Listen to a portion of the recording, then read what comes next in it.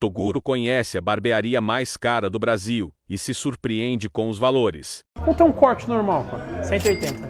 Por que eu não me surpreendi? Esse dia eu fui cortar cabelo ali na frente da minha faculdade, deixei 300 pau. Corte de cabelo, barba é quanto? 240. A barba já fode, pai. 100 reais. Ah, mais sobrancelha? 70 reais. No padrão de Moema. Caraca, irmão. Tem que treinar, irmão. Que isso, cara? Isso aqui chega a lotar? 19 cadeiras. Mentira. 19 Lota cadeiras. isso aqui? Sexta-noite lota. Sábado também. Público masculino. Mulher não corta aqui, não? Não, Não pode? não. E quem tá no meio termo ali? Eu tô no meio termo. Não pai. dá. Tem que... Aqui é o que, mano? Aqui é um lavatório. Aqui é onde faz massagem capilar. Irmão, aqui cheira a ser chique, né? Por que a barbearia dessa bomba na Faria Lima, né?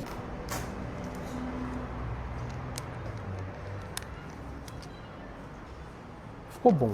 Tô chique, tô lindo. Ficou legal? 180 pila.